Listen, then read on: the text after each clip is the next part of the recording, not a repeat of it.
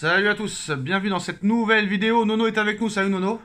Salut Sacha. Alors Nono, en ton absence, d'énormes informations à débriefer. Bon, on va commencer quand même dans l'ordre. Avec cette défaite du Paris Saint-Germain, 2 buts à 0 à Arsenal.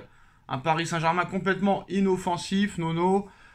Avec des supporters catastrophiques qui t'expliquent que Neymar, Messi, Mbappé, Ramos, Di Maria doivent revenir. Ça a clashé plus les supporters en 2 jours, Nono, que la prestation du Paris Saint-Germain. Sachant que, comme le Real a perdu à Lille, comme le Barça avait perdu à Monaco, comme le Bayern, hier, a perdu à Aston Villa, comme l'Atlético Madrid en a pris 4 au Benfica Lisbonne, bah à l'arrivée, tout le monde s'est dit, bah vous voyez, c'est pas une honte que Paris ait perdu à Arsenal 2-0. Alors qu'est-ce que tu penses de tout ça, Nono? Déjà, je vais commencer. Je vais te dire, le nouveau format de la Ligue des Champions, ça change tout, hein. Ça change tout. Il n'y a plus des matchs couperés. C'est limite un championnat, un mini-championnat. Donc, est-ce qu'ils prennent ça avec autant d'importance et d'intensité? J'en sais rien. La prestation du PSG a été lamentable. Lamentable, on peut pas dire autre chose. Ça n'a rien à voir avec Messi, Neymar et compagnie. Une prestation vraiment indigne. Puis je crois que maintenant, je vais retourner ma veste. Je crois que maintenant, le football de possession, on a eu plus de possession qu'Arsenal. Je crois que maintenant que ce football-là n'est plus viable dans le football moderne. Tout simplement. Alors j'ai une question à te poser, Nono. Est-ce que Séphérine, c'est ce que j'ai dit hier dans mon débrief après la victoire de Lille contre le Real, quand tu vois le classement là de la Ligue des Champions, est-ce que quand même, on va pas se mentir, on va attendre quand même la fin de la saison régulière là pour en parler, mais est-ce que Séphérine n'a pas eu une idée de génie en faisant ce format de Ligue des Champions? Il y en a beaucoup qui le disent. Et moi, je commence à le penser aussi parce que là, t'as beaucoup plus de suspense, Nono. C'est pas comme en poule où tu gagnes les 4 premiers matchs et après t'es qualifié et les 2 derniers matchs, tu mets l'équipe réserve, voire l'équipe C ou D pour finir. Là, vraiment, je pense que Nono, il y aura vraiment du suspense jusqu'au bout, que ce soit pour les 8 premiers, pour les barragistes, etc. Est-ce que le Séphiri n'a pas eu une idée de génie avec ce nouveau format? Idée de génie, j'irai pas jusqu'à là, mais c'est sûr que ça change la donne, hein, ça change la donne. Il y a des matchs dans l'ancienne configuration qui servaient à rien, comme tu as dit, qui préservent ou autre chose. Donc là, il va falloir y aller au combat jusqu'au bout, et on va voir ce que ça donne cette première année. Moi, je trouve que c'est pas mal. Il y a beaucoup plus de suspense et beaucoup plus, on va dire, Nono, d'excitation plutôt que les matchs de poule. C'est pas ton impression? Peut-être un petit peu, parce que là, il y a un classement et il faudra y aller quand même, hein. Parce que tu vois déjà qu'en 2 matchs, le Bayern a perdu, le Barça a perdu, le Real a perdu, City a fait un nul, l'Atlético a perdu, Paris a perdu. Et là, si ça s'arrêtait là, quand même, Nono, les 8 premiers seraient du genre déjà qualifiés officiellement directement sans barrage. Brest, Dortmund, Benfica, Lisbonne, on est qu'au 2e match, mais tu te dis que là, il va falloir cravacher jusqu'au bout quand même pour arracher soit la qualification directe, soit la place de barragiste. Ah, il va falloir cravacher pour arriver à la qualification directe, hein. Donc voilà, mais il va falloir que le PSG quand même, comment dirais-je, que le PSG trouve des solutions, quoi. Voilà, tu peux plus jouer sans avant-centre, bon ou mauvais. Il y a un moment, faut arrêter avec avec les essais et les trucs de magicien. Faut arrêter, faut mettre les joueurs à leur poste. Tu dois jouer avec un avant-centre là parce que vraiment ça manque. Voilà, tu peux plus te permettre Kangini avant-centre machin. Alors Colomwani, tu le vends ou tu le vends ou tu le gardes, mais tu fais quelque chose. Tu le tues pas comme ça. Ah, quand même, je veux bien qu'il soit pas bon, mais à ce point-là, quand même. Alors Nono, par rapport à la question que je t'ai posée très rapidement, sachant que Paris a perdu Arsenal, tout le monde avait dit que c'était grotesque, que Paris a été en dessous de tout, que Arsenal était 100 fois plus fort. Bon, il y a eu des erreurs d'arbitrage, hein, il y a quand même 2 pénaltys non sifflés pour Paris, mais bon, on va pas mettre la faute sur l'arbitre, quoique il y en a qui le font. Bref, le fait est que le Et Real... Arsenal surtout doit dire merci à Donnarumma. 2 bébés Ah bah tiens, on incroyables. va en parler de Donnarumma. Là Nono, c'est pas la fois de trop là, parce que là vraiment très clairement là j'en ai oublié, bravo d'être revenu dessus Nono. Et d'ailleurs je l'ai pas assez clashé, je trouve que j'ai été très très gentil Nono. Là c'est pas les boulettes de trop là finalement Nono. Et avant que tu parles, encore Enrique, bah il a fait une Galtier, une Pochettino, une Tourelle. il n'a pas fait ce qu'il a dit. Il avait dit qu'en début de saison, bah, tout serait remis à zéro, qu'il n'y aurait pas de numéro 1. Sachant que peut-être que le meilleur des trois, c'est ni Donnarumma ni Safonov, ce serait peut-être le petit Tenas qui a montré qu'à chaque fois qu'il a joué, il a été bon. Champion olympique avec l'Espagne. Pourquoi ne pas lui donner sa chance à lui? Parce que là, encore 2 boulettes en Ligue des Champions de Donnarumma. Pour moi, là, c'est les boulettes de trop. Il faut arrêter, Nono. Tu l'as vu avec la sélection olympique espagnole, il est très très bon ce petit Tenas.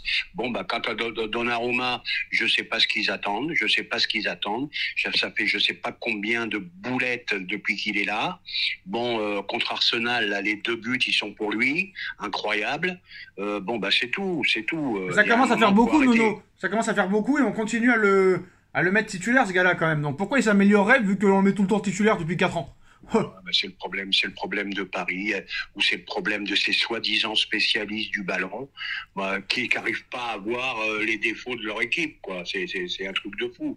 Voilà, Donnarumma, t'as besoin d'un grand gardien en Ligue des Champions.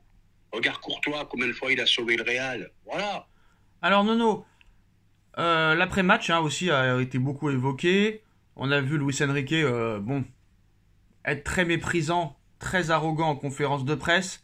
Et aussi avec la journaliste de Canal+, où il n'a pas répondu aux questions de la journaliste du Canal Football Club, en lui expliquant que je peux pas vous expliquer ma tactique parce que vous la comprendriez pas. Et les premières questions, il n'a pas répondu, ça a fait une histoire incroyable. Et en plus de ça, Nono, c'est lui qui est arrogant, c'est lui qui est méprisant, c'est lui qui répond pas aux questions. Et c'est la journaliste qui s'est excusée auprès du Paris Saint-Germain. Ah, c'est plus El Loco, là, je sais pas c'est quoi. Le monde à l'envers, un ego démesuré, là il va trop loin.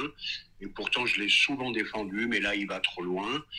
C'est vrai que des fois les journalistes ça déconne aussi, mais il y a un moment, un minimum de respect, un minimum de politesse, et puis pas prendre les gens pour des pipes, quoi.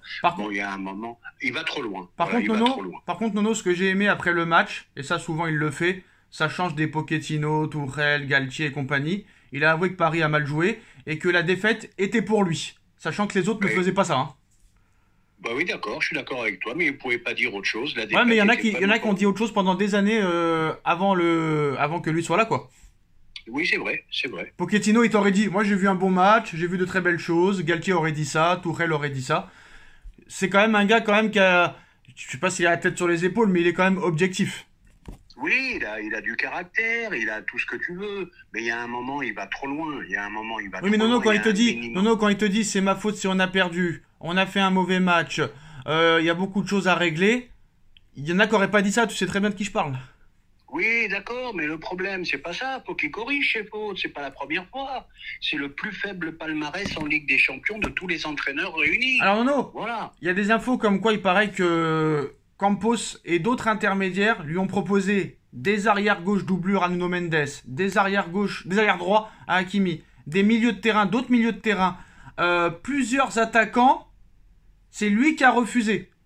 Donc Campos et Nasser sont quand même un peu responsables aussi parce qu'en fait ils voulaient pas acheter par peur qu'ils n'utilisent pas. Ils ne les utilisent pas. C'est pour ça qu'ils voulaient pas dépenser de l'argent en l'air. Donc le fautif 100%, c'est Enrique qui a refusé tous ses joueurs, Nono. Bien sûr, mais alors maintenant qu'il se démerde, qu'il fasse avec l'effectif qu'il voulait, qu'il a eu, et puis voilà, il veut des jeunes, il veut des machins, démerde-toi avec, c'est tout. Alors Nono, il y a des infos comme quoi il paraît que ce serait pas étonnant si ça continue à mal se passer, surtout en Ligue des Champions, il ne serait pas étonnant que par exemple au mois de janvier, il décide de démissionner de son plein gré. Est-ce que c'est possible avec lui? Ça peut arriver à tout moment. Et est-ce que ça peut arriver? Est-ce que faut prendre ça au sérieux ou vraiment Il faut prendre ça très au sérieux. 1 ou 2 défaites en championnat, 1 ou 2 défaites encore en Ligue des Champions, ça peut arriver très vite. Bon là, on va faire une grosse vidéo parce que Nono n'était pas là pendant quelques jours. Alors Nono, la Ligue 1 est très faible. Monaco a battu le Barça. Lille a battu le Real. Brest est premier ex-aequo en Ligue des Champions. La France est première à l'indice UEFA pour le moment. Est-ce que la Ligue 1, Nono, est vraiment si faible que ça à l'arrivée? Au niveau du jeu, la Ligue 1 est très faible, mais on sait très bien que physiquement, en Ligue 1, c'est très dur.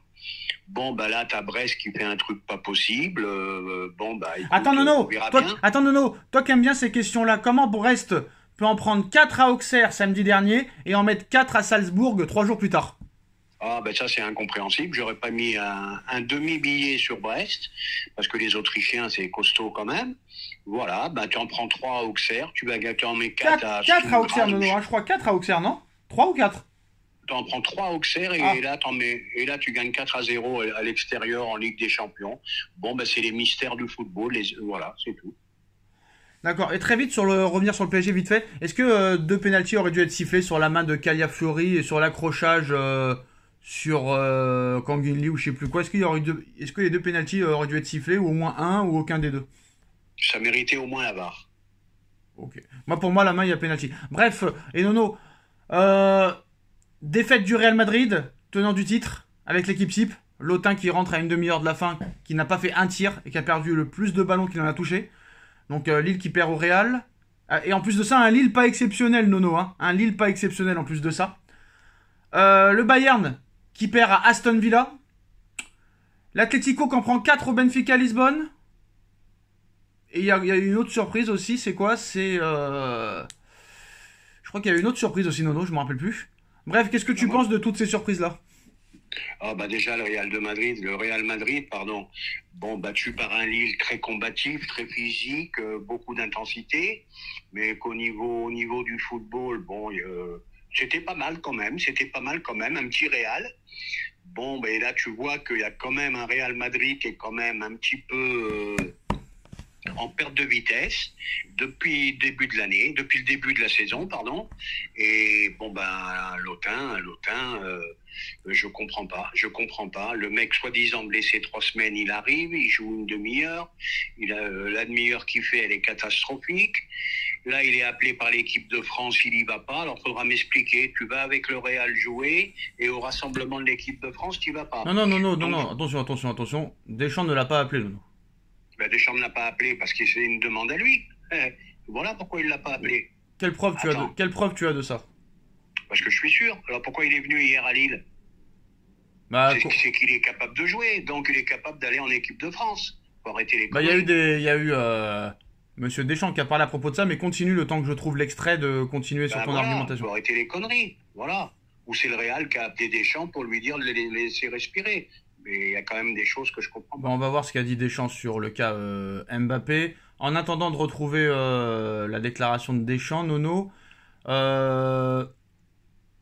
qu'est-ce que je voulais dire? Oui. D'autres choses à dire.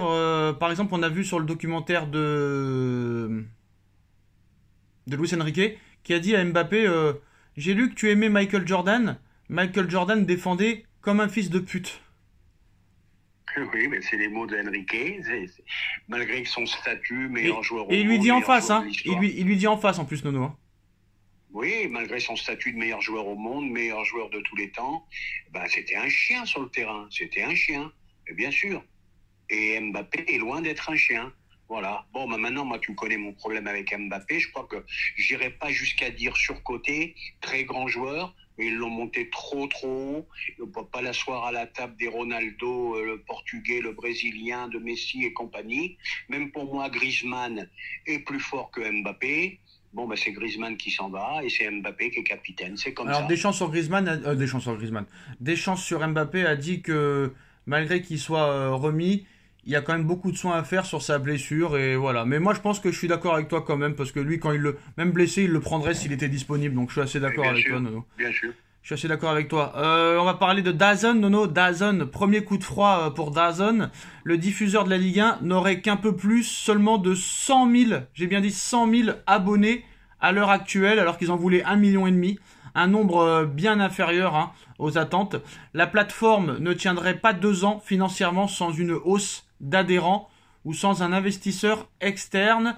Rappelons que Mediapro, quand ils ont arrêté Nono 4 mois après avoir pris la Ligue 1, ils avaient quand même 400 000 abonnés. Eux, ils ont même pas la moitié.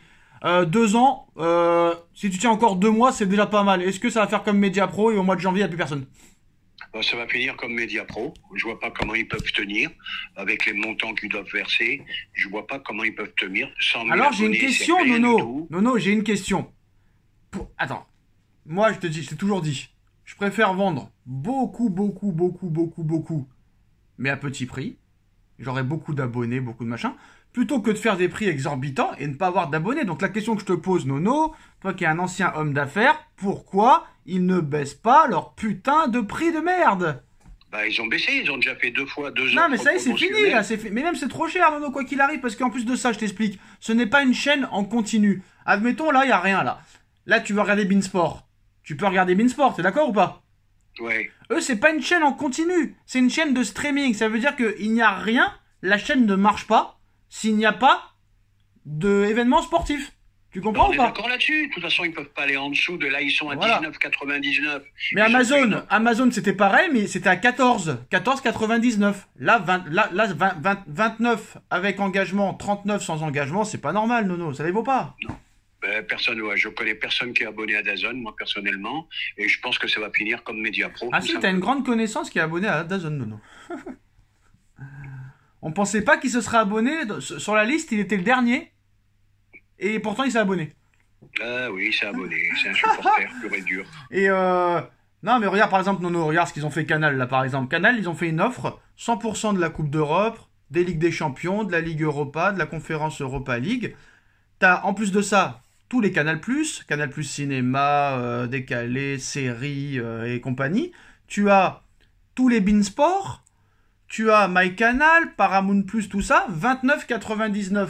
Là, c'est correct, tu vois, Nono, c'est correct. Bien sûr. Mais 39,99 sans engagement, 29,99 avec engagement pour voir des matchs de Ligue 1 pourris et seulement des événements par-ci par-là, et ce n'est même pas une chaîne en continu, Nono, où tu peux voir les replays des matchs si tu les as ratés et tout ça, c'est exorbitant. Donc qu'ils baissent leur prix, qu'ils fassent pas les teubés. Ça va finir en faillite, ça, tout simplement.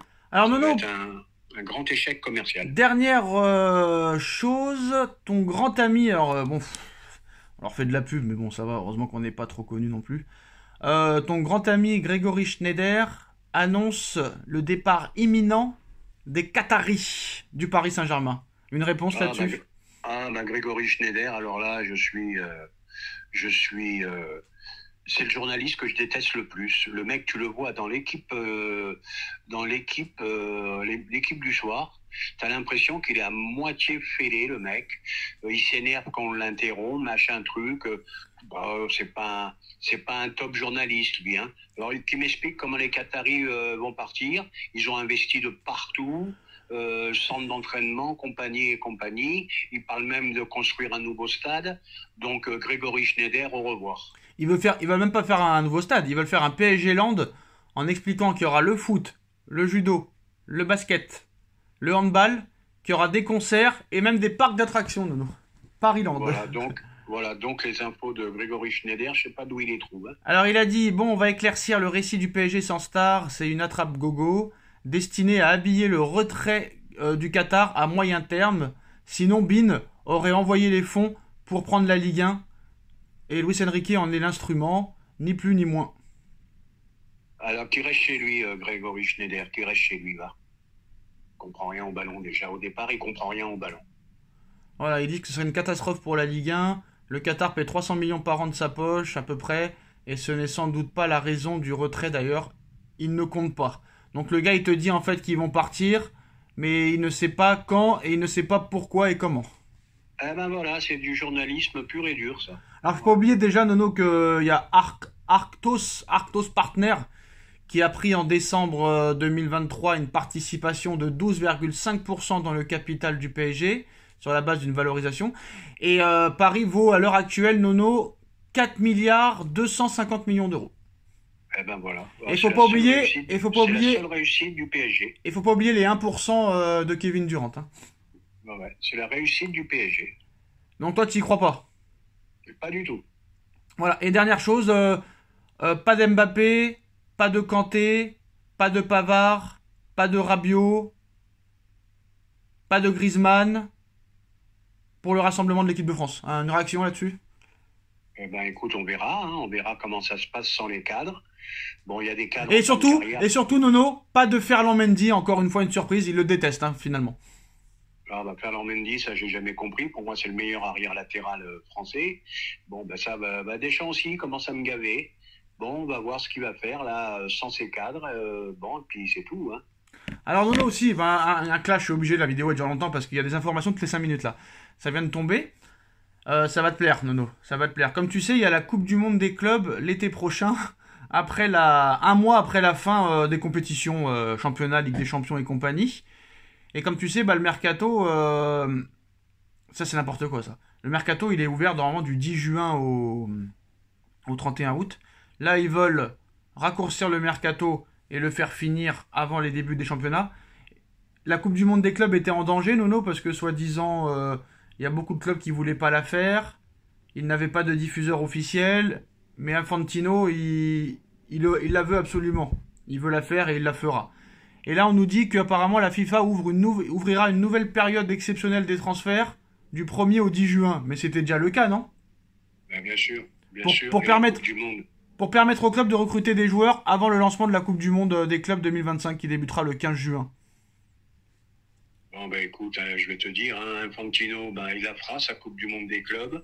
Voilà, football égale oseille, oseille, oseille, oseille, oseille. C'est en train de tuer le football. Moi, je te le dis, c'est en train de tuer le football.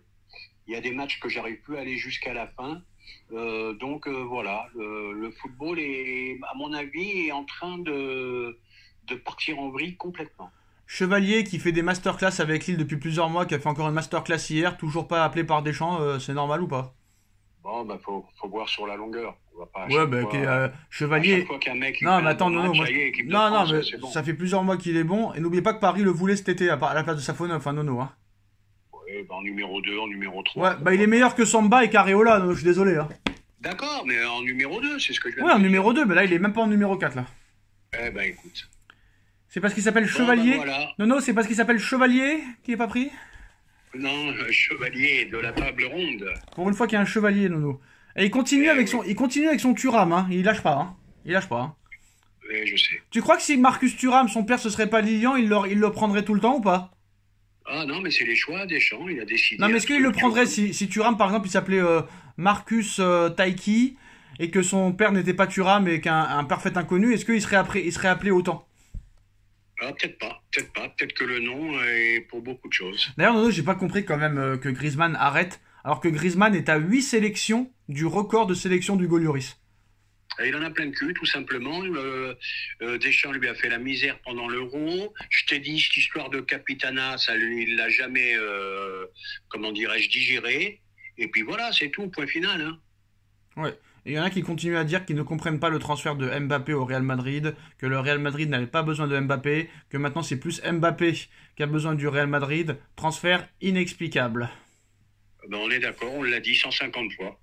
Et ben voilà les postos, c'était une bonne vidéo, on a regardé toutes les informations. Dites-moi en commentaire ce que vous en pensez, on like, on partage, on commente, on s'abonne, on se retrouve très très vite pour une nouvelle vidéo. Tchuss! Tchuss!